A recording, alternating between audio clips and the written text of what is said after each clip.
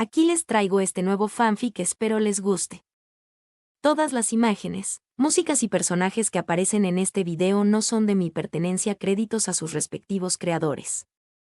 La historia no es mía, los créditos de esta historia le pertenecen a Kureche, que me dio el permiso de subirla. Les dejaré el link del Wattpad de la historia en la descripción. Sin más, comencemos.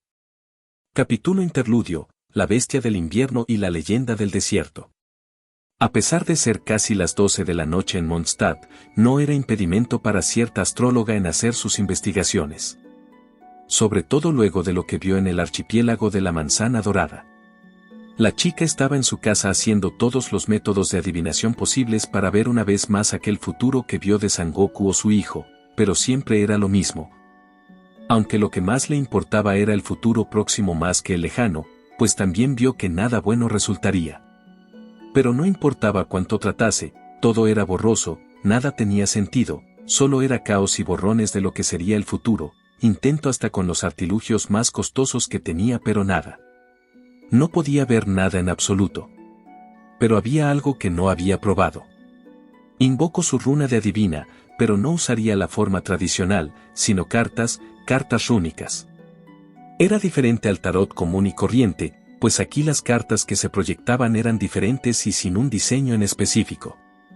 Lo que sí era verdad es que más que ver el destino de una persona, se basaba más en el futuro de lo que la rodeaba, por lo que probó como último intento.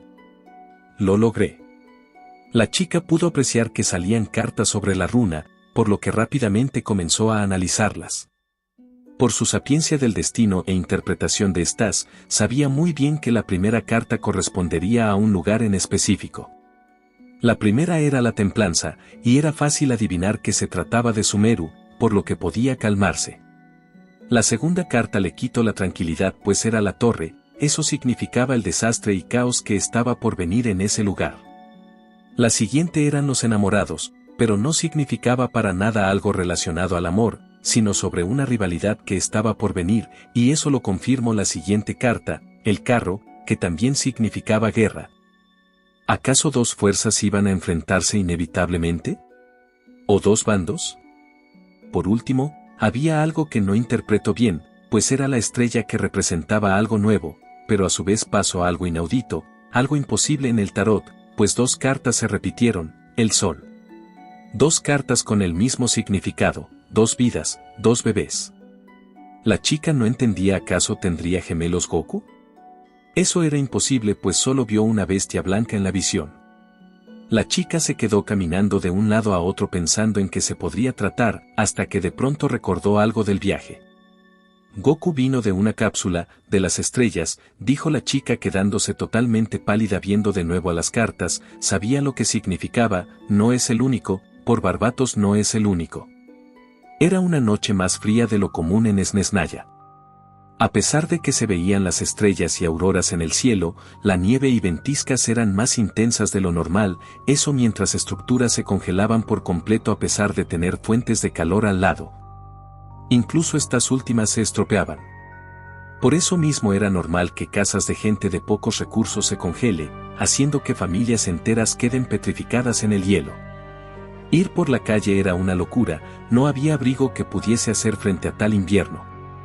No obstante, eso no era problema para dos personas que estaban subiendo por las escaleras que daban entrada a una enorme catedral. Los dos llevaban las prendas más costosas y abrigadoras de todo Teyvat, cortesía de uno de los socios de la mujer que iba al frente. La mujer guiaba a su acompañante a aquel lugar.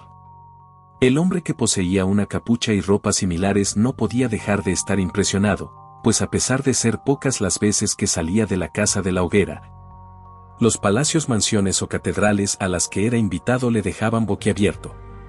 Ir a esos sitios era un lujo, por no decir deber, que recién podía hacer en su juventud. Estamos siendo los últimos, hijo, hay que apurarnos, pero tampoco tanto, dijo la sota, pues sabía lo rápido que era ese niño. Cuando llegaron a la entrada, el joven notó que el portón era tan grande como el lugar en el que fue el buffet. Aunque claro, aquel palacio al que fue hace días era todavía más grande y decorado por fuera por obvias razones. Por afuera había menos gente y guardias, pues hacía demasiado frío como para que hayan personas presentes, además que claro, ¿Quién se atrevería a interrumpir la paz de los heraldos ahí dentro? Abrieron la puerta y se toparon con el interior de aquella catedral, con los asientos completamente vacíos pues los invitados de honor estaban al frente del todo, justo al lado de una tumba de mármol. Muchas de las miradas voltearon a los recién llegados, la mujer no les hizo caso, pero el joven no pudo no recordar a aquella vez en la que entró al buffet. Había ocurrido lo mismo, pero sabía que esta vez no tendría que pelear, a pesar de que varios de los presentes de ahí esperaban la revancha o lo miraban con recelo. Al avanzar, el hombre notó que había una cierta muchacha apoyada en el sarcófago. Su aspecto parecía tranquilo y angelical, como si fuera alguien frágil, pero en realidad ocultaba un gran poder, uno que había podido comprobar. La muchacha estaba tarareando felizmente una melodía de canción de cuna, pero a pesar de que tenía los ojos cerrados, notó su presencia. Su rostro cambió a uno ligeramente disgustado y continuó cantando con menos alegría. El joven fatuo supuso que era una reacción obvia, pues cuando comenzó el banquete, fue a ella a la primera con la que acabó, el moretón en el ojo izquierdo lo dejaba muy claro. Atento. Su madre le avisó con un gesto con la cabeza que esté a su lado, la cual estaba cerca también del sarcófago. El hombre obedeció y notó que había a lo lejos un hombre de lentes, primera vez que lo veía, al igual que un joven de cabellos rojizos detrás suyo, de seguro debía ser casi tan joven como él. Aunque se notaba muy rebelde pues era el único sentado en una de las bancas. No obstante prestó atención al frente, pues alguien iba a hablar. He aquí nos reunimos para recordar a nuestra querida compañera, al igual que darle la bienvenida a uno nuevo, dijo un hombre de corta estatura de orejas y nariz puntiagudas, lo había visto antes. Pero de visita a la casa de la hoguera, no se veía muy fuerte, pero en honor al sacrificio de nuestra camarada, todo trabajo se detendrá por mediodía, como voto de silencio de la nación. ¿Jaja solo mediodía? Esta vez habló el hombre de al lado, de verdad no lo conocía, pero por el rostro que puso su madre no parecía agradarle mucho. Dicen que las verdaderas divisas del Banco del Reino del Norte son la sangre y las lágrimas, continuó el hombre, pero señor alcalde, incluso hablando como banquero, lo que dice es un poco descabellado. Sin embargo, esas palabras no le gustaron a madre. Rosalín murió en una tierra extranjera, se pronunció madre, con veneno en su voz, pero ustedes, hombres de negocio y dignatarios desalmados siempre tienen una excusa o inconveniente con el que quedarse en la comodidad de madre patria. No lo entenderían jamás, así que ¿por qué no cierran la boca? No queremos hacer a los niños llorar. ¡Ey, vamos ahora! Ni siquiera yo creo que este es el lugar ni el momento para una pelea. Eso lo dijo el joven de cabellos rojos notando la posible riña que podría haber, el cual se dio cuenta que él había volteado a verlo, por lo que le dirigió una sonrisa empática pero desafiante. ¿Qué me dices tú? ¿Eres el nuevo no? Contigo creo que haría una excepción.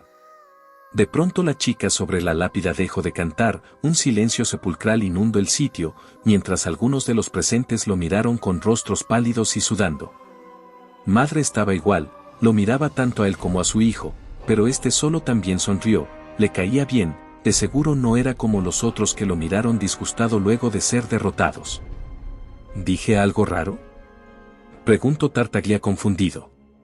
Oh, parece que algunos ya se conocen, dijo el banquero sonriente mirando a unos cuantos de los presentes. Qué ridículo, dijo la muchacha con sonrisa nerviosa que la cargaba un robot, uno diferente al del buffet, a ella la conocía. Se veía tranquila, pero cuando había aplastado al anterior autómata la joven solo tenía un rostro de horror. Aunque sus métodos empañaron su honor, el sacrificio de Loerfalter es una gran pena. Esta vez habló el hombre con máscara, a él sí que lo conocía bien, era más grande que él, con hombros casi igual de anchos, y brazos iguales a los suyos debajo de esos abrigos.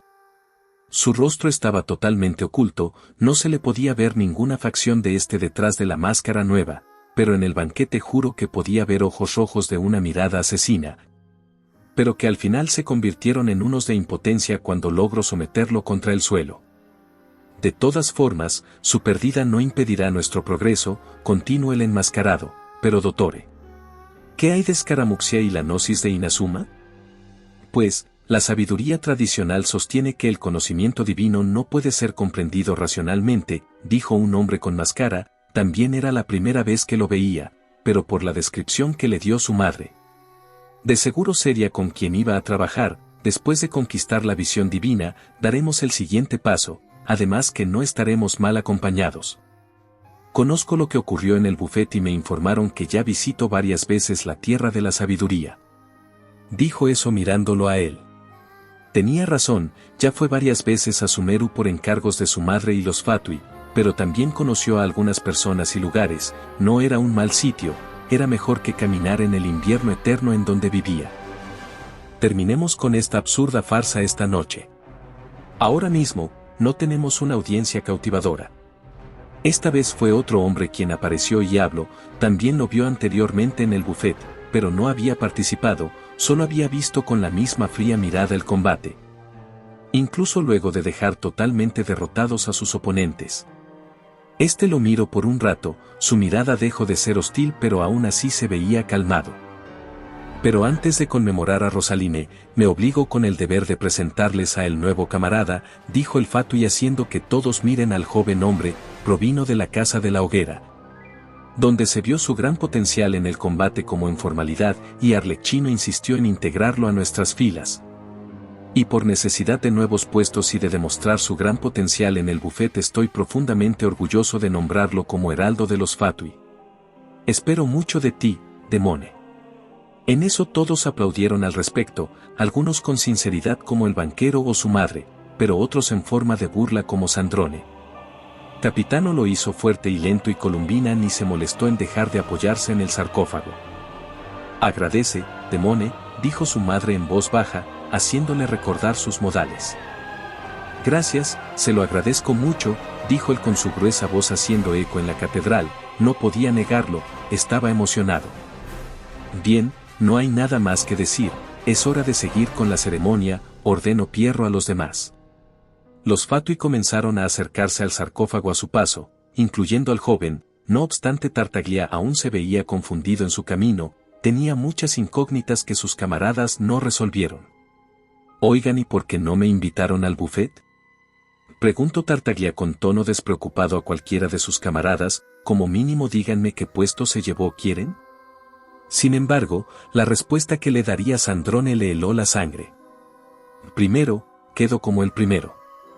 Tartaglia no creyó lo que dijo, le pareció imposible, su rostro anonadado era prueba de ello, pero cuando miro a Capitano solo le afirmó con la cabeza. Y para mal momento y sin darse cuenta, cuando todos los heraldos estuvieron frente a la lápida de la Signora, ese tal Demone estaba a su costado. Era alto, un poco más alto que él, pero su contextura musculosa lo hacía ver tan grande como lo era Capitano, hasta su abrigo parecía quedarle apretado. Pudo ver por debajo de que tenía puesto una especie de armadura negra de aspecto gastado. Sin embargo, cuando trató de ver su rostro vio que la capucha era lo suficiente como para taparlo por completo, apenas se podía ver su mentón. Pero lo que sí resaltaba era los grandes y abundantes mechones de cabello que salían de esta. El hombre se dio cuenta de cómo lo miraba el joven, pero no le dio importancia, le agradaba por su entusiasmo por la pelea, de seguro no era un gruñón como los otros. Pero no sonrió, pues estaba justo frente a un velorio. Que todo sacrificio digno sea esculpido en hielo y perdure para siempre en esta nación, dijo Pierro mientras los demás cerraban los ojos en luto frente al sarcófago, en nombre de su majestad la tsaritsa. Le arrebataremos la autoridad a los dioses. El hombre sabía que la tumba era significativa, los restos de la persona no fueron encontrados, pero aún así tenía enfrente al símbolo de alguien que falló, alguien que no logró su objetivo. Él no iba a fallar, no le fallaría a su madre, y sobre todo, no le iba a fallar a su orgullo, pues era lo más puro y esencial de su especie. Supongo que ya vamos, ¿no es así? Terminó la ceremonia y el joven tenía que iniciar ya con su misión. Por lo que tendría que acompañar a ese tal Dottore Sumeru. Se veía amable aunque su madre le dijo que no se fiara mucho de él. De momento no parecía ser un mal tipo. ¿Usted irá en barco, no es así?, preguntó el joven. No te preocupes por eso, tengo varios segmentos por el mundo, te toparás con uno ahí, digamos que es un lugar en el que hace años frecuentaba trabajar, hay mucha gente enferma, ¿sabes? Dijo el hombre, pero el joven no le dio mucha atención. ¿Tú ya sabes cómo llegar, no es así? Arlecchino contó que tenías una amiga ahí por lo que conocías bien el sitio, y que eras alguien especial. ¿Qué es un segmento? Preguntó confundido por esa palabra que le llamó la atención. Solo ve, ya te toparás conmigo, te lo explicaré ahí, dijo con una sonrisa el doctor.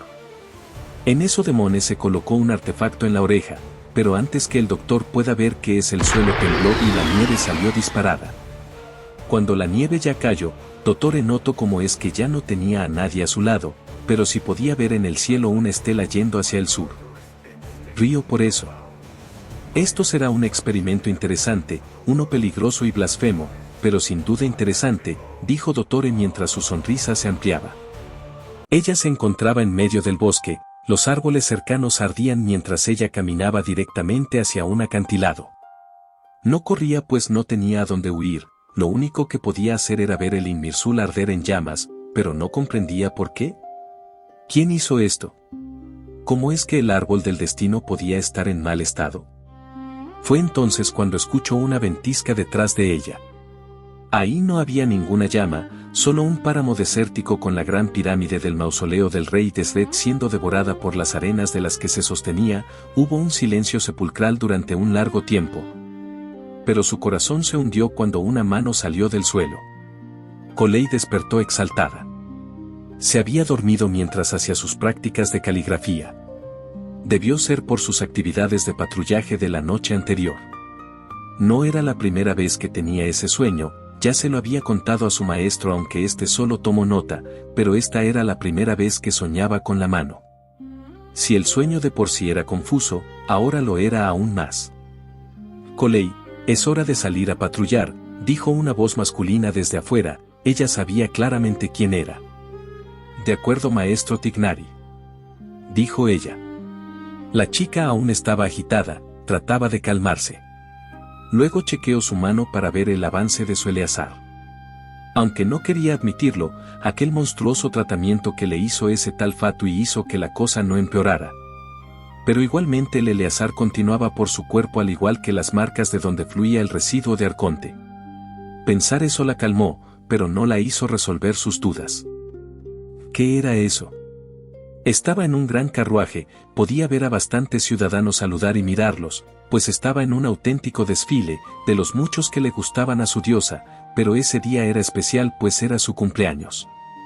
La gigantesca carroza era lo suficientemente grande como para albergar varios soldados, vigilaba que estén haciendo su trabajo bien, aunque claro que lo hacían, pues por su gran tamaño y apariencia imponía respeto. Subió por las escaleras en la zona principal, la cual estaba adornada con flores en espiral. La pudo ver a ella, saludando a todo el mundo, pudo apreciar sus vestidos blancos y orejas puntiagudas. Él estaba alegre de eso pero con su espada preparada por cualquier amenaza, pero ella se dio cuenta de que la estaba mirando, volteó a verlo, y lo hizo con su cálida sonrisa. No hay por qué estar tan serio, querido. Despertó y notó que todo estaba cubierto de arena, lo cual era de esperarse, ya que las tormentas de arena eran comunes en la zona. Por fortuna, era habilidoso en la creación de escudos de energía a la vez que meditaba. No era ningún problema en absoluto. Lo que hizo fue flotar con el escudo hasta salir de la duna de arena recién formada. Cuando estaba en la superficie vio que era de día. El sol estaba en su máximo punto por lo que ya no era tiempo de quedarse sentado. Le era a veces frustrante esos sueños. Recuerdos de alguien que supuestamente eran suyos, aquel pasado siempre lo perseguía, uno al que jamás pidió ser parte, pudo haber nacido sin esas memorias, pero el destino quiso que no sea así. No obstante también veía el sueño de las personas de Sumeru, todos soñaban en casi lo mismo, y eso no era para nada bueno. Los sueños repetidos de Irminsul solo significaban de que algo grave estaba pasando, pero lo que más le consternaba es que a veces estos parecían continuar, pero simplemente el sueño se cortaba, o eso era lo que creía. No estaba seguro, pero ya era hora de ponerse manos a la obra. Podía sentir la energía oscura en el antiguo Banarana, y ellos no serían capaces de arreglar esto por su cuenta solos. Ya no podía quedarse aislado de Sumeru, debía intervenir. Bien, basta de vacaciones, novelas ligeras o eventos de fin de año, es hora de actuar, de una vez por todas, se dijo a sí mismo serio mientras se tronaba el cuello, pero primero, a visitar a esos enanos. Dio un salto poderoso para luego detenerse en el aire y finalmente volar, surco por los cielos rumbo al nuevo Banarana, debía consultar con ellos al respecto luego de ayudarlos, sobre todo a un viejo amigo. A su vez, podía sentir el ki de personas bastante fuertes a lo lejos, por lo que no lo tendría fácil si es que se topaba con ellos. En unos pocos segundos, dejó el desierto totalmente solo, la leyenda ya no estaba, por lo que era momento de actuar de ellos también. De las dunas del desierto, varias máquinas de aspecto delgado y un solo ojo salieron de las arenas de las cuales estaban enterrados bastante tiempo, era momento de cumplir el propósito que el doctor les mandó. Por lo que a paso lento pero firme fueron como los seres sin vida que eran al mausoleo del rey Desdet. El experimento había comenzado, era momento de averiguar quién era él. Hasta aquí el capítulo de hoy, espero y les haya gustado. No se olviden de suscribirse y darle like para que estén pendientes de cuando suba video y no se olviden de visitar el Wattpad del creador. Nos vemos en el siguiente capítulo. Adiós.